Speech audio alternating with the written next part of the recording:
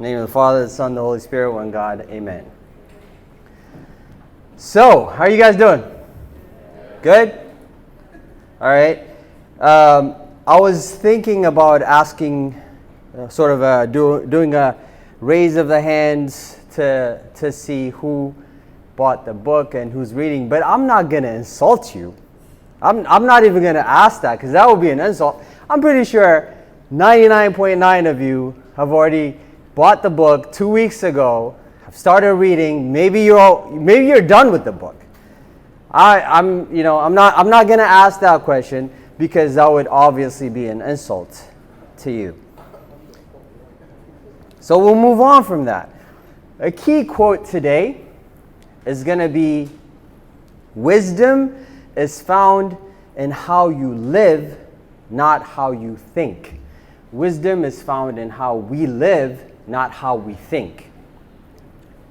Does this thing work?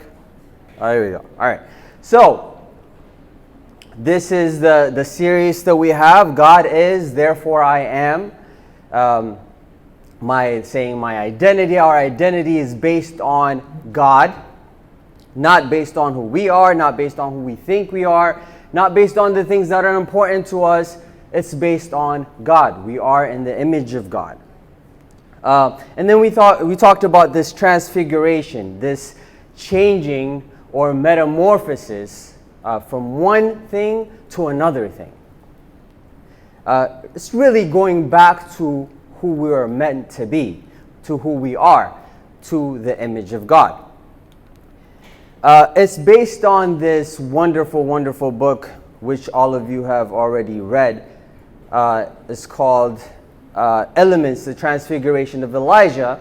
Elijah, not to be confused to the character in the Bible, but this is an individual who was born in the 80s and migrated from Egypt with his family to Canada, and it's sort of his life journey in this transfiguration. So yeah, I put this in already to ask you guys, raise of hands, who's read the book, but I'm not going to do that, of course.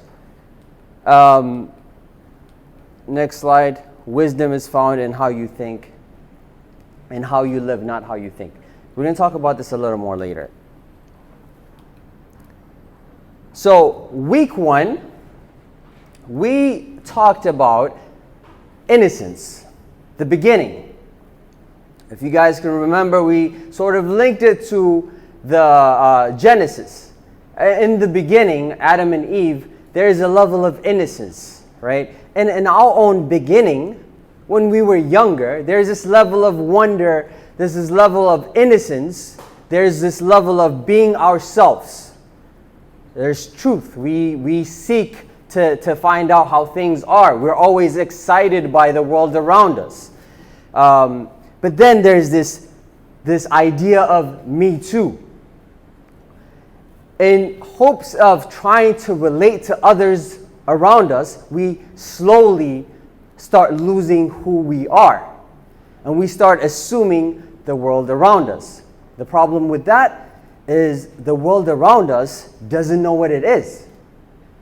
So everyone is trying to assume someone else. There's no one who's really trying to be themselves. So what we're trying to assume is not real. And not only that, we start losing ourselves. Right? So lose our own identity to be like the world around us. So with this Me Too, we start shedding this innocence that we have. And we assume sort of an image of what others would like us to be, what we maybe ourselves like us to be, all the while not really being in touch with who we are. And then the following week is humility. We talked about humility last week. At the core of humility, or earth, becoming earth is, at the core of becoming earth is humility. And whenever I think about humility, this is what comes to mind. Humility is a lot of times, especially in our culture, to be humble, you have to have chronic back pain in our culture. You have to be bent down, right? And even humility has a sound in our culture. You guys know the sound? That's that sound. That's the humble sound. My mom is an expert in that sound. At everything, even happy things. Seriously, like, why are you saying that? It was a happy occasion.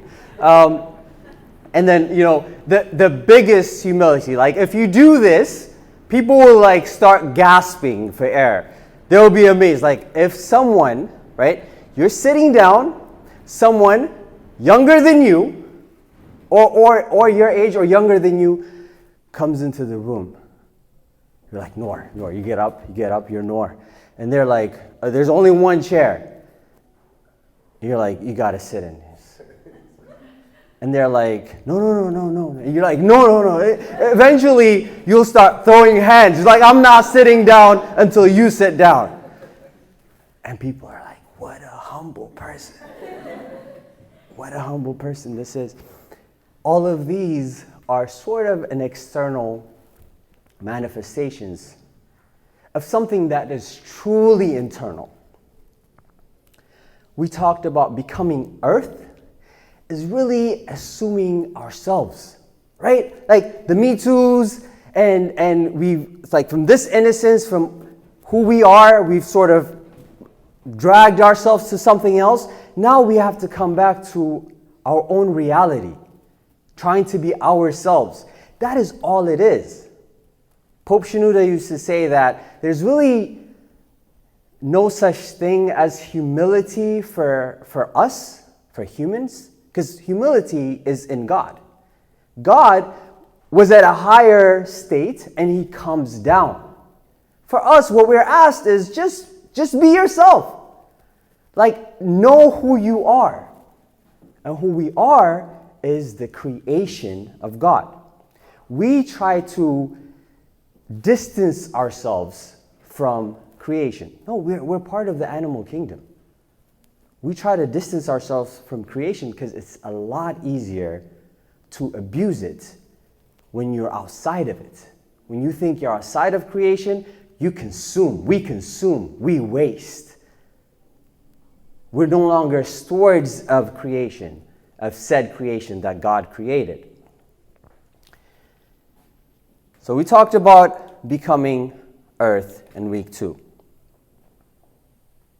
Initially, we have to know who and where we are. This is the initial step. Guys, if everybody uses GPS now, right?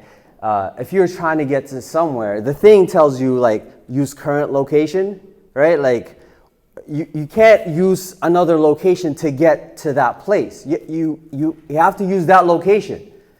And the route changes based on where you are. So any journey requires you to know where you are. Right? It's pretty straightforward.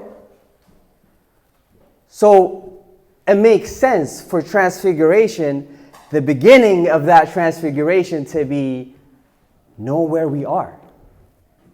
Know our true state. And this sounds like a simple thing, but it's not, because we are so distracted.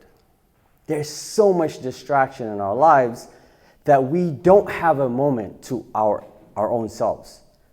We really don't know who we are. Why? Because through series of Me Too's, through series of distractions, we've distanced ourselves from our own hearts. So we don't know where we are. We don't know who we are. We don't know our fears. We don't know the thing that make us happy or sad. We do see the effects of it. At times, if you were to give yourself a moment, you feel lonely.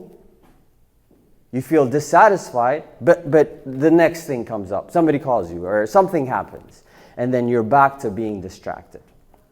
You're back to the next problem of your life, right?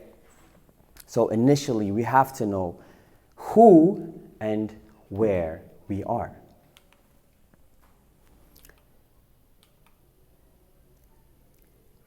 God is the beginning, the middle, the space in between, and the end. In Revelations 1:8, I am the Alpha and the Omega, says the Lord, who is and who was and who is to come, the Almighty. I used to have a cell phone that I held on to a little too long, for about 8 years. Last year I changed it. It's like iPhone 6 or 5 or something like that. And I remember the reason why I had to change it is because the battery would die 30 minutes into it being full. It lies and tells you that you have 8 hours, and then 5 minutes later the thing blinks. And I tried to patch this with one of those portable chargers, and I kept losing those too. And it's like I end up having 5 or 6 of those, like everywhere. You know, at work I had one, in the car I had 2. There's some hovering around. I just had to put my hands on, reach down. But eventually I had to change phones because when the phone dies, it's literally useless. Tell me the difference between a dead phone and a rock. There's not much difference. The reason why I bring all this up is I was trying to see what do we relate to today. Like being away from God as human beings, there's so much potential in us. There's so much we can do. But when we're not connected to God, it's like a dead phone. It's like it has so much potential, but when it's not powered, it's sort of like useless, completely useless. God is the beginning, the middle, the space in between, and the end. This week, we look at becoming water, this journey into water, from earth into water. And things I want you to keep in mind, we're going to go through all of these, is 1, we're going to talk about what mucking is. We're going to talk about what mucking is. This is going to be very important. And it's towards the end. 2, the need for hunger. The need for hunger. How saints had one friend, one dear friend, and that friend was hunger. Why that's important. These will be later on. For now, let's get to the story. I'm not going to give anything away, but in this story, Elijah, who, was someone who went to, grew up, went to college, to a certain degree you can relate to. To a certain degree, his experience and his life experience is something we can relate to. But something happens in his life, and then there is a transformation that occurs. There's a journey in his life, and he ends up going to the desert. He ends up going to the desert to learn about water.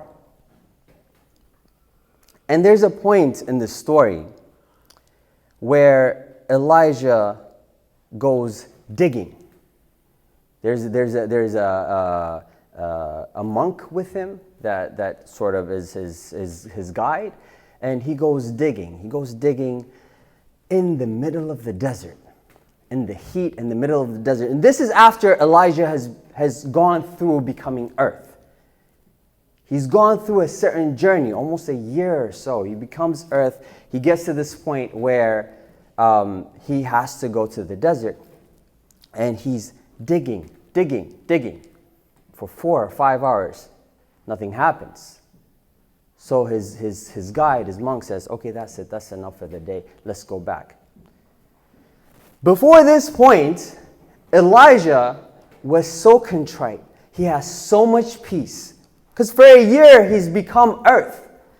For a year, he's gotten back to his core.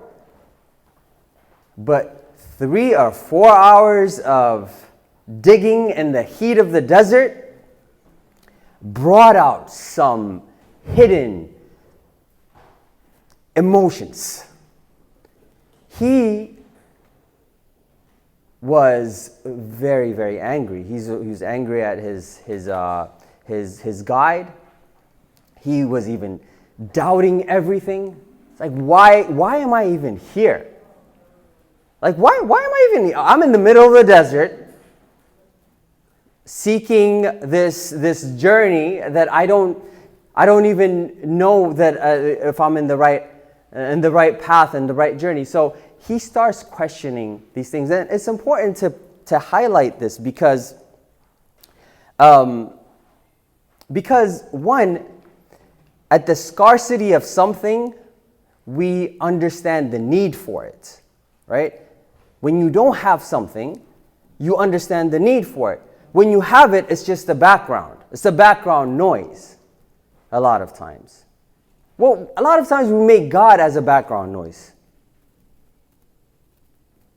And he will continue to give us nourishment. He'll continue to guide us. He will be there. But because of his abundance, our mind has shifted to make him a background noise. And the need for understanding that thing is necessary, there is a level of struggle that's needed. So remember, at the beginning we said, wisdom is found in how we live, not how we think. We can't really think our way to God. We have to experience God. And when we say God, we have to experience God is love, right? That has to be experienced. It can't be a thought. You can't think your way to God. You can't think your way to patience. You can't think your way to being on time and things like that. You can't think your way to being contrite. You can't think your way to being someone who's has control over their emotions. You can't think your way to these things. There has to be a struggle. And the reason why the struggle is needed, one, we're amazing at lying to ourselves. We do it all the time. We're experts at lying to ourselves. So you really don't know you've gotten to that point until there's a level of struggle. What does our world teach us today? What does our surrounding teach us today?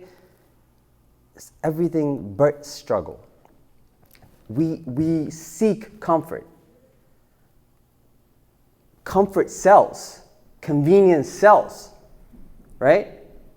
So, if convenience sells, and it's almost to the core of us as human beings, our flesh likes to sit, rest. So, in a way, the world and corporate America, or anything that wants to profit from that, has tapped into that and continues to feed us ways to make us more comfortable, make things less or more convenient for us. And that won't lead us to finding out who we are, and also to experience and become these things, to become love, to become patience. The psalmist says, "My soul thirsts for you, my flesh longs for you in a dry and thirsty land where there is no water." The dry and thirsty land where there is no water is the reality. It's the earth. The reason why we're not there is because of every distraction there is to make us think otherwise.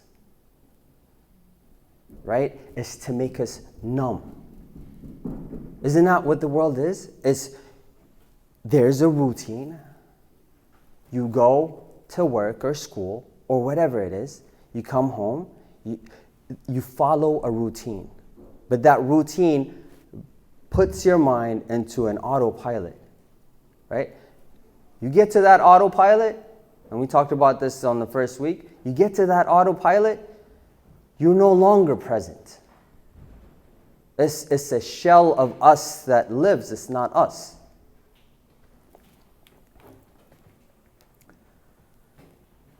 Again, sometimes the abundance of something and reliability of something can minimize its necessity in our minds. And that's why we need to continually remind ourselves that just because it's abundant and reliable doesn't mean it's not necessary. In fact, it's the opposite. It's because it's abundant and reliable that we live. That's why it's necessary. Wisdom is found in how you live, not how you think. Now, I get to the point of the book where I stop relating to this character. Like, because initially, I can relate to his struggles in college. I can relate to his struggles in controlling himself or finding, even at some point, he was a little bored at church. I can relate to that. There are times where I'm bored at church. But I want to ask why, right? Because that says more about me and my state of being than the service. And then he keeps going and he grows. And he's growing because he's not thinking about it. He's doing it. Like we said, growth and wisdom doesn't come by thinking. It comes by living, by doing. But then he gets to a point where I'm like, oh my God, I actually cannot relate to this. He gets to the point of growth where I'm like, I don't think I'll ever get here. I don't think I'll ever relate to this.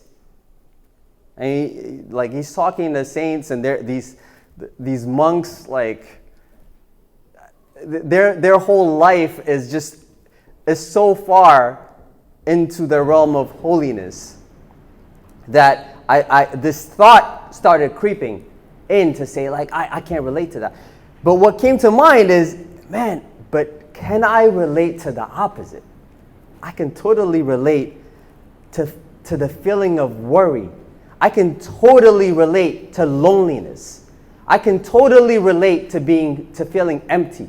I can totally relate to not their experience, but the opposite of it. And what I know, and what you should know, is this is not where you belong. This is not where you want to be, and this is not where you want to be, and this is not where you belong. That's not living. That's, we're just existing until the inevitable, but that's not what God wants. And it breaks God's heart so much that He has put forth this abundance of life, and we're walking away from it. No God equals no satisfaction.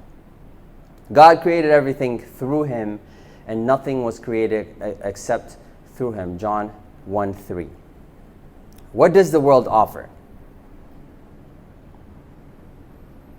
So if we're not going towards God, we're going towards the world. There's no middle ground. Because there is growth. Now, whether that growth would be up or down, there is growth. There's always change. Who you are today is not going to be who you are tomorrow. Your realization of this is going to be difficult because it's such a minimal change. But think of yourself maybe 10 years ago. You're not the same person. You're not the same person. But I promise you're not the same person between yesterday and today. It's just the change is so minimal that you won't notice it. So the reason why I'm saying this is that it's inevitable. Change is inevitable. So towards God or towards the world? And initially I was like, well, towards the world is nothing. The world doesn't offer us anything. But actually it does. It offers amazing confusion, and it offers to die for death. These two things, it offers 100%. The more we're in the world, the more we're confused. Guys, have you heard, have you just heard what the news today, yesterday, the day before? It's so people are confused. There's so much confusion. If it's not, if it's not basic needs, then it's some other needs. There's this level of confusion, you really can't see the end of it. And you don't have to look into the world, just look into yourself.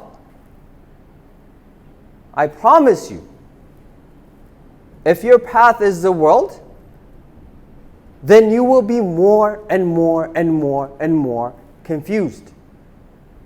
More and more and more and more dead, dying, and ultimately dead. If you follow the world, at the end, you will be confused and dead.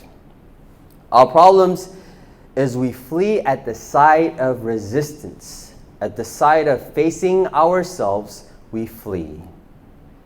We may struggle for a bit, but when the struggle becomes tough, we give up and go back to the world. Who taught us to give up and look for alternatives? You guessed it.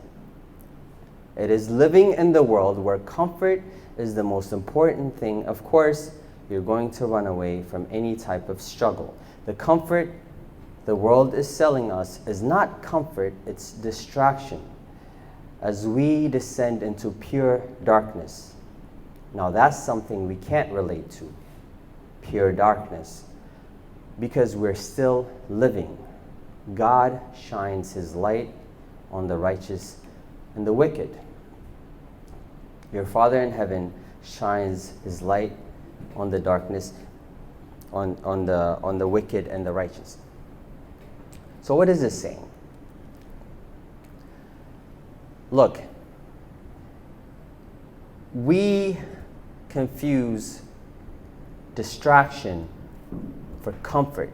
We confuse peace and distraction. All of it is distraction. But we confuse it for godly things. We confuse it for peace. We confuse it for comfort. That's why we think there's a place to go back to. That's why you say, I will struggle a bit, but then my default is to go back. Go back to what? There's no going back. Losing is losing. There's no going back. But what we're going back to, I'm going to go back tomorrow. I'm going to try again tomorrow. That what we're going back to is distraction. We're not going back to comfort, real comfort. We're not going back to peace, real peace. We're going back to distraction. Now, I don't want to deal with myself right now. I'm going to go back to the world of distraction. I'm going to go back to lying to myself. And the problem with that is the more and more we do that, the less and less that lie becomes a lie. It becomes the truth. It becomes my truth. What is that? It's my truth. What does that mean? It's truth or no truth. There's no such thing as my truth. But there is perspective. We have perspective. Because we have perspective, that can be skewed a little bit, distorted a little bit. that perspective will get more and more distorted to the point we're so far from the truth, that we would not recognize it as true.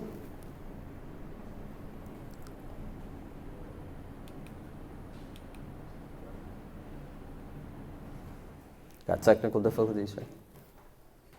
Distraction. But right? So, distraction of the world. Distraction will make us think we're going back to something that is safe. We have to let our mind believe the truth, which is there is no choice. Like, yeah, God gave us free will, I promise. Yeah, He gave us free will. But there is no choice but to be hungry for God. There is no choice but to struggle to come off of these distractions. You guys ever see The Matrix? It's a famous movie, but people are young here, so I don't know. It came out in 2001 or something like that. But anyway, it's a simulated computer world where people are living in that simulated world, but in reality they're plugged into computers. And at some point, some of the characters are like, "What is the truth? Why would I want to live in this outside world where it looks very abysmal, it looks broken down? Why would I want to live there when I can just continue to live in this simulated world?" That sort of makes sense, right? Sort of makes sense. But we sort of have to look at the end. The end of the world, we said, confusion and death. And the end of holiness, the end of transfiguration, is something we can never imagine.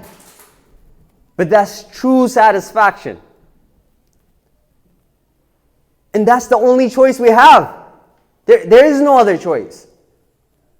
It's not the because today you have a lot of choice. We have a lot of choices. I was buying furniture for a house, and I can't choose a couch because there's so many choices and there's so many colors. You might think that's silly, but it's really in a way that's how we treat it. Okay, this doesn't work for me. Let me go into something else. And then the world distracts you, and then you go back to the world, and you go autopilot, and that's it. And then maybe 10 years later, you start waking up. But at that time, your mind has already shifted even further from God.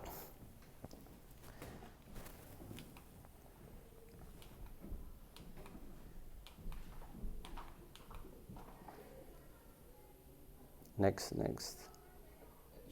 Okay, there we go. All right. Digging for water. You get to Earth. Earth is the starting point. Earth is the beginning of that GPS. Where do we go from Earth? And by the way, just to spell it out, Earth is a metaphor for our hearts. So you get to the core, the beginning, actually the surface of your heart. You get to the surface of that. What do you do from there? You descend, you dig down even more. Elijah got to the desert, he got to Earth, he was humble, he was himself, but at the side of struggle, at the side of discomfort, some things came up. Where did they come from? As we live in the world, the disease of sin takes a deep and deep and deep hold into us. It gets into the layers of our hearts. And our hearts are layers. They're layered.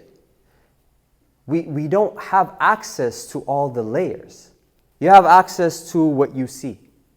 That's why you have to dig, and go to the surface. Well, God works on that surface. And then something comes up, and a little struggle, a new struggle. Well, that little sin that burrowed under the surface will show its face at the sight of that struggle. Well, then go for it. Purify it with the water of the Holy Spirit. And then you continue to dig. It's not a never-ending thing. There's an end to the layers of our hearts, but it's layered. Digging for water. Very little digging, and one can find things emerge like mucky water, pride, anger, resentment, murder. I promise you have that in you. When we're at the surface of our hearts without distraction, we can see how fast and intense our hearts move from one emotion to another. When we're at the surface of our hearts without distraction, we can see how fast and intense our hearts move from one emotion to another. During this talk, I'm sure you had an emotion of, oh, this is pretty nice. Oh, okay, cool. I'm bored now. What do I eat later on today? Tomorrow I got work. I got to take care of this thing. There's so many things in our minds. Digging for water. When digging the ground in search of water, one should not go too quickly, dig too quickly, and you will get exhausted. Sometimes people who begin by searching for water end up becoming professional earth diggers. They dig every day with no hope of finding water. And then there are those who love to think about digging, discuss the best way to dig, even argue about what real digging should be like, but when they themselves never dig. Today, I want you to dig slowly and rhythmically. Some of us want to have a small group about digging. Let's talk about digging. Let's talk. We can do that. Talking is okay. But the transformation is at the doing, at the actual digging. That's the transformation. We seek forgiveness, but not only forgiveness, we seek healing. Healing from what? Healing from sin. Now when I say healing, some people are like, healing, what is? Because it's another watered down word. Like, I am in self-discovery and healing. Like, I need some time to heal. The world has that effect. It takes words that are true and deep and godly, takes them, uses them, but in a completely different way, in a very superficial way. Surface level love. It's really lust. And surface level healing. That is the buzzword. But that's not what we're talking about when we're talking about healing here. Healing here is a complete transformation. Oh, all right.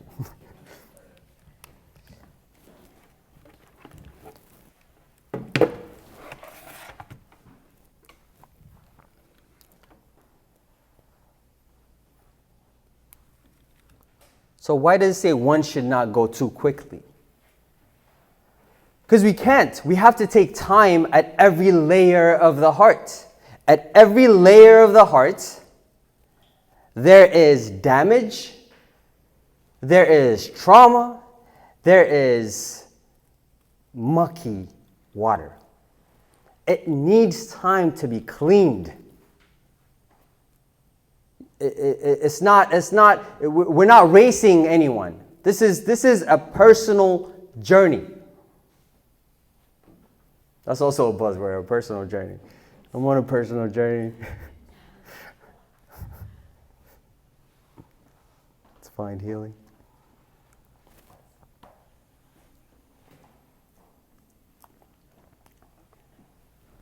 Water is Him. That's God. We are earth. At the beginning, right, God took the mud and the clay and He breathes into Adam and Eve. We are in His image, right? And when we look around, not the things we created, but the things God created. Although the things we created is really indirectly created by God, but the things God created, look at the moon, the sun, the trees, all of them almost scream out their creator. They just have to be themselves. The moon, just by being the moon, is witnessing God. A tree, just by being a tree, is witnessing God. The only creation that has not witnessed to God is humans. And the reason why is because we're not being ourselves. This idea of real human. The real human. There's a point in the book that I really, really like, where Elijah goes into the forest and sort of gets very interested in a certain tree, and he actually names it. And from the tree's perspective, it's the first time it saw a human being. As in, there are people that go around, but a real human being. And from the tree's perspective, the tree thought that humans, this type of humans, were extinct. Like these type of humans, children of Adam, were extinct. These type of humans that were the stewards of the creation, these type of humans that were the image of God, that at their sight, God is projected. To all creation, these types of humans are a fairy tale.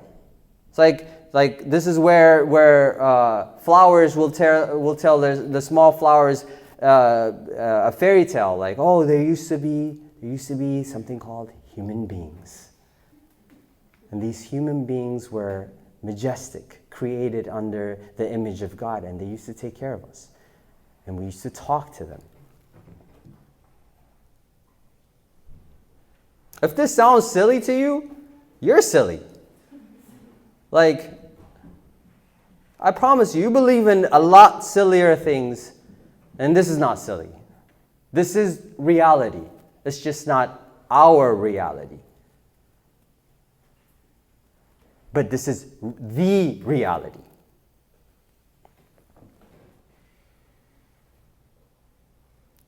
We seek forgiveness, but not only forgiveness, we seek healing.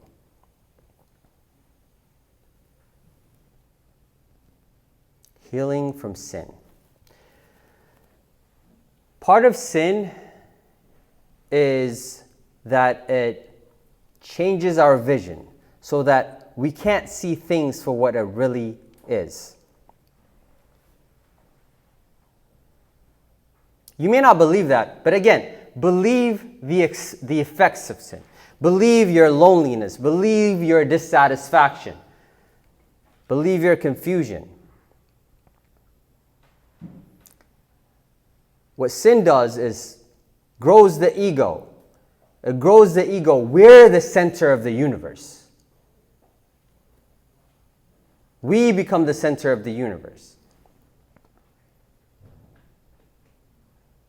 And in that sense, we see sin as sort of like a moral infraction against God.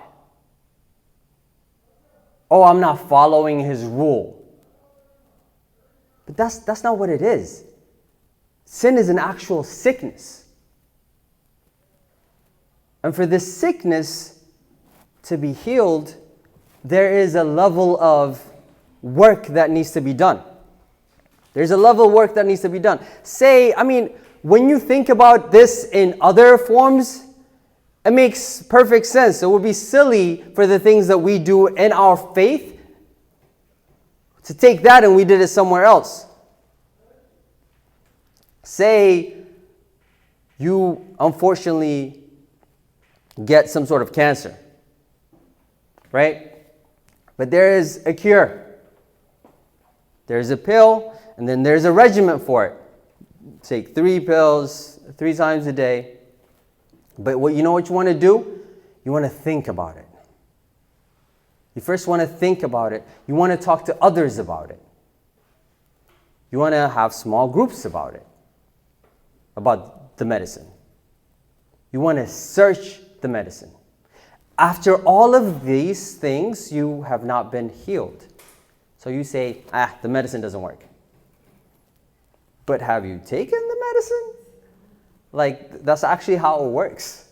Yeah, you have to take it to be healed. It's in the same way that we take our faith. The actual actions, the work, that's part of healing.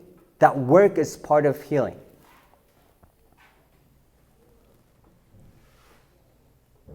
I used to think that I used to be very mad at Adam and Eve when I was a kid. Very mad at them. How could you do this? Now I'm going to do a raise of hands for this. Knowing what you know now, would you have done, who in here wouldn't have done what Adam and Eve did? Knowing what you know now. No one's going to judge you. All right. Okay. Now raise your hands. Knowing what you know about sin. Knowing what you know about sin, who in here doesn't sin?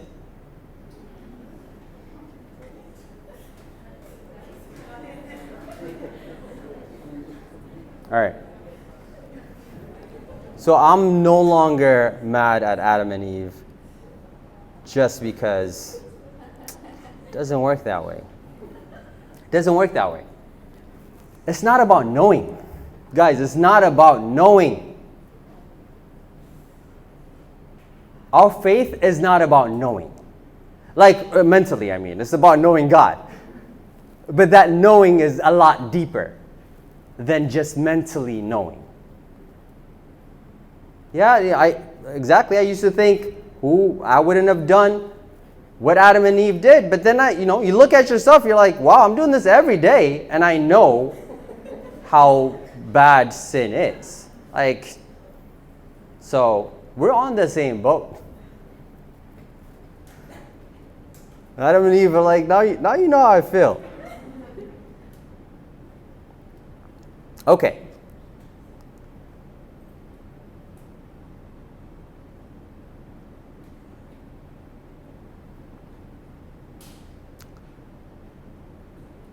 So we talked about how the world offers confusion and death.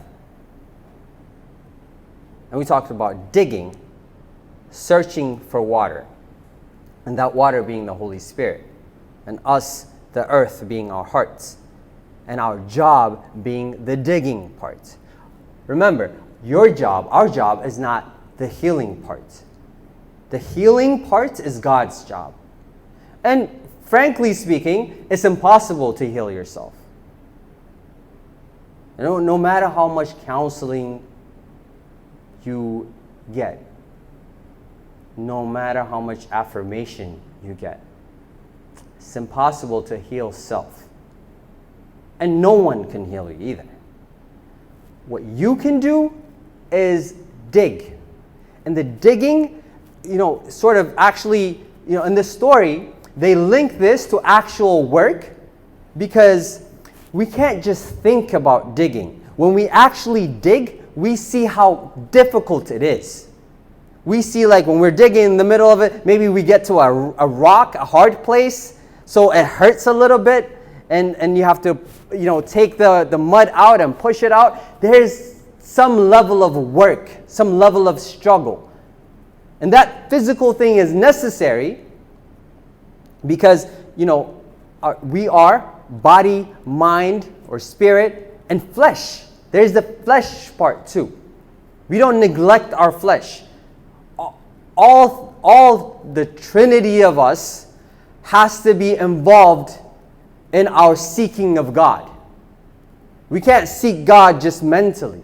We have to actually physically struggle and seek Him.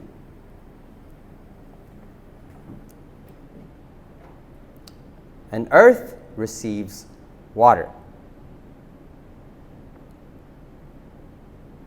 It doesn't matter how much it rains, right? If you have a tent and your earth is protected, quote unquote, from the water, it's never going to get wet. It's never going to heal, right? So you have to take that tent out. You have to dig and let the water simmer.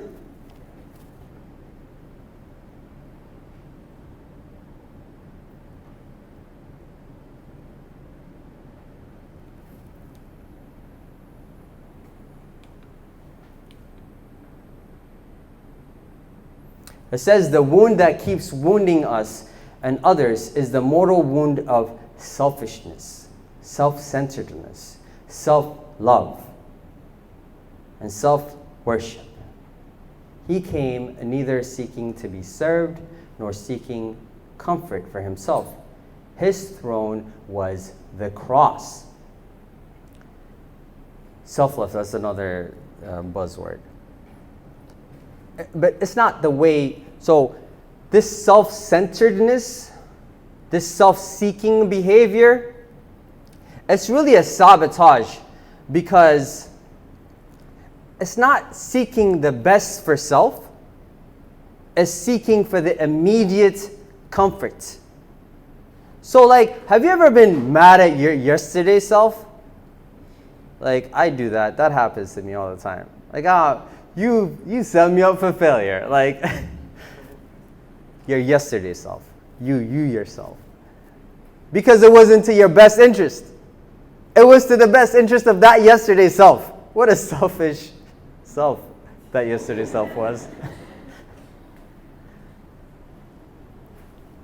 But remember, like, the reason why I bring that up is self-love, the self-centeredness, even if we take it at that, it doesn't really work. It's self-centeredness for the moment. What it leaves in havoc is who you really are. You're left dissatisfied. You're left angry. You're left a Karen. That's what you're left as. Is there a male version of a Karen? You guys know? What's a man? What's a Karen man? Huh? Bob? Kabera? Kevin. Okay. Or Kabera. You never know. All right. Be a persecutor for yourself, then your foe will be driven away from you. Be on peaceful terms with your soul, then heaven and earth will be on peaceful terms with you. Be zealous to enter treasury within you, then you will see that which is in heaven. For the former, this is Saint Isaac the Syrian, for the former and the latter are one, and entering you will see both. The ladder unto the kingdom is hidden within you and within your soul. Drive into yourself, freed from sin. There you will find steps along which you can ascend. He's saying go down to ascend. He's saying lose yourself to find yourself. He's saying less of you, more of him, actually means more of you. A lot of times, we want to hold on to our broken self. And that's why it's important to come to earth. That has to be the beginning. Because you have to know how broken and damaged we are so that it would not make sense for you to hold on to that thing. Why am I holding on to this broken self? And holding on to self, like, think about this. It's like, if I were to imagine it, it's like a scale.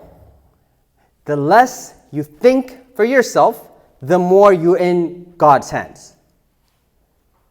The more you think for yourself and you continually seek you, the less you're in God's hands. And I promise you're better off being in God's hands. But our mind, just because of what we're surrounded by, just because of what we learned throughout the years, our mind is like a survival instinct. It wants to survive. But survive to what? You're surviving to death.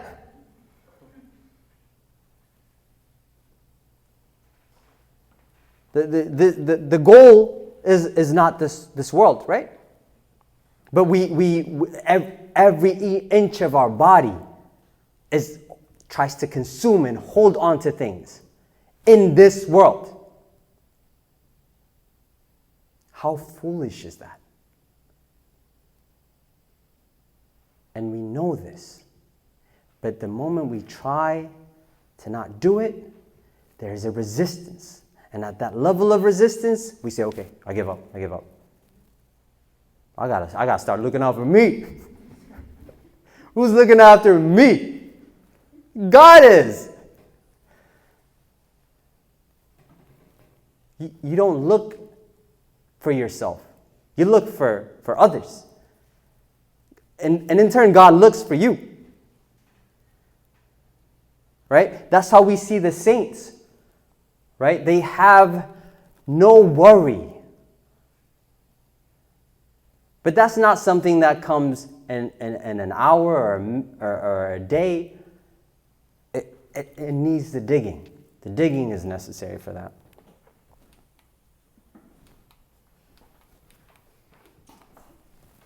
My bad.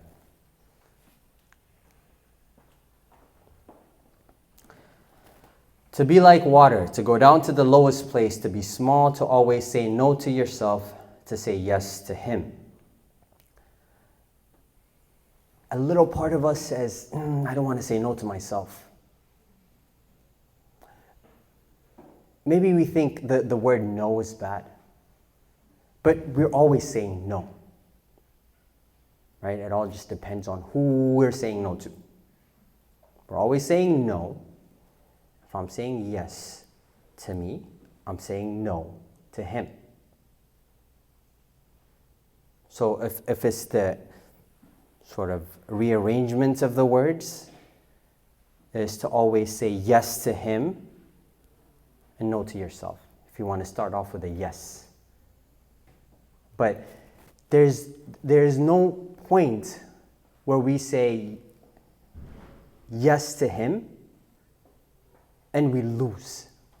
There's no point. There is not a point where we say yes to Him and we lose. But there is 100% chance where you say yes to yourself and no to Him, and you will 100% lose. At that moment, it might make you feel okay. But remember, you don't live for the moment. We live for eternity. The moment is past. And you don't remember yesterday? What? You remember what you had for lunch 2 days ago? You're lying to yourself. You don't remember. You remember what you had for breakfast today? You might. I remember. I have the same thing every day, so that's why. But sin takes root in us, not overnight, over the years of inauthenticity, years of lies, your ego doesn't care about anything or anyone, guess what?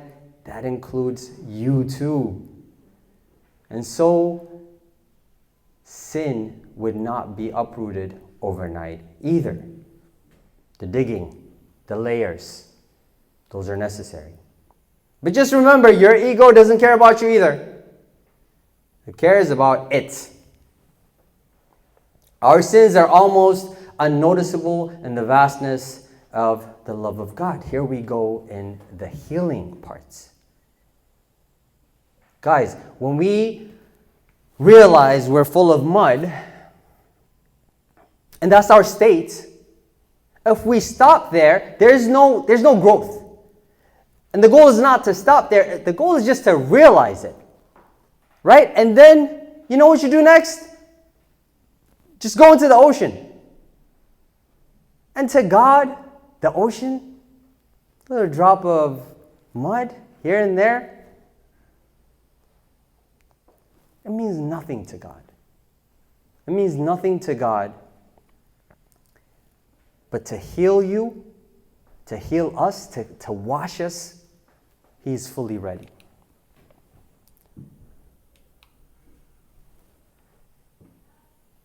So earlier I said we'll talk about something, the concept of mucking. So in the book, Elijah and his journey gets him in a farm. And basically, mucking is where, so farm animals have a lot of manure a day. They poop a lot. They're poop-a-lots. And a milk cow generates 62 kilograms of manure a day. Poop. 62 kilograms, guys. 62 kilograms. That's an average sized teenager. 136 pounds. So the book says a cow poops a teenager every day. Cow poops a teenager every day, guys.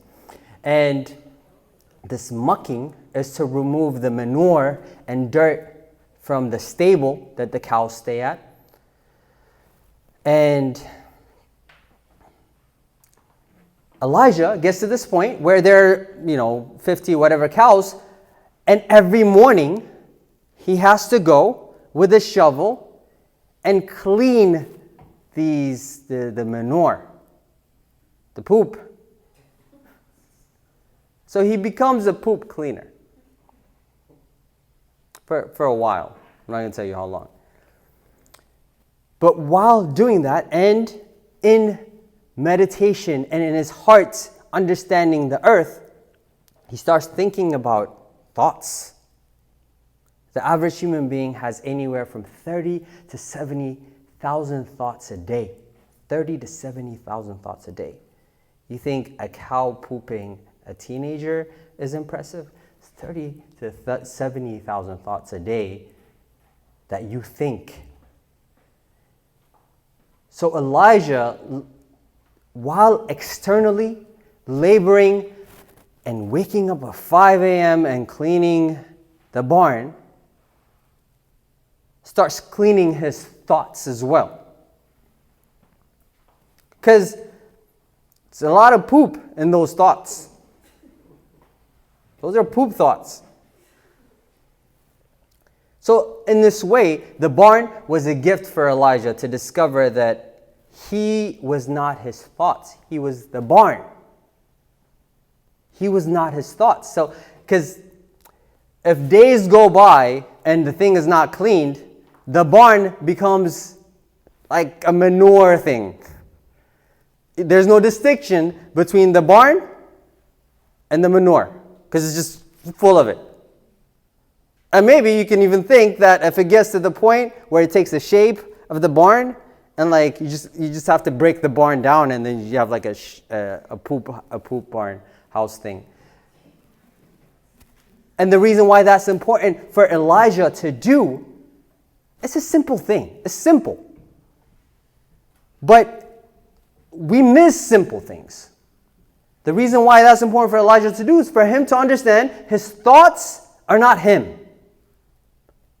The poop thoughts are not him. He's the barn, but he has to clean it out. And there lies in the struggle.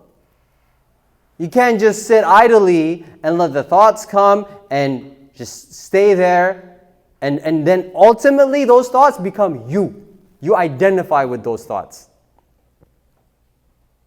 You identify with poop thoughts. Remember that. So the end of it is that, what we learned today. The water is healing. But for the water to work, we have to be earth. We have to be earth and we have to dig. While we get to earth, that's the starting point. GPS, starting point. We need a starting point. We're the ones that are traveling. We're not giving directions to someone else. You are the traveler. Like I am the traveler. When I'm talking to you, I'm going to go home and I'm going to think about me. I have no thoughts about you. You should have no thoughts about me either. That's one. And then when we get to that beginning, starting point, the digging. The digging is important. All right. Sorry. I don't know what this is. All right. So the digging is important. When you get there, the digging is important because our hearts are in layers. At the sight of trouble, at the sight of resistance, things wallow up, come up. Anger comes up. Lack of patience comes up. It's not that you aren't you're not patient. You're angry. You're selfish. These are the things that are at the base, at the core of things, but we're looking for healing of these things. And God is ready to heal us. But there's our part. Like, God is like, are you willing? We're like, yes, God, I'm willing. And then I go back to my Netflix special. Like, what does that mean? You're willing? Okay. Then willing means there's more to it. It's not just words. There's actual tasks to it. You have to think this hard because literally this is our life. There is no choice.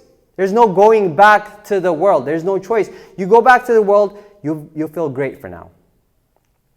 But we know the end of it. We know it's confusion. We know it's death. Right? And then finally, you got to clear out those thoughts. We have to be vigilant in clearing out those thoughts. You're not doing it for anyone else but you. We're not doing it for anyone else but us. So we don't relate to Elijah's, transformed self, but we relate to the opposite.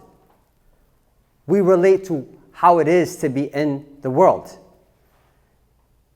And if you think it's great, it's all great and dandy, well, you're more distracted than you thought.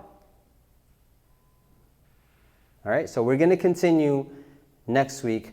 Actually, it's supposed to be 4 weeks. It's going to be 5 weeks. September 4th will be the end because we have fire next week we'll talk about, and then wind the week after. Okay? So I know you guys have probably finished all of that, but it's fine. It's fine. We'll talk about it.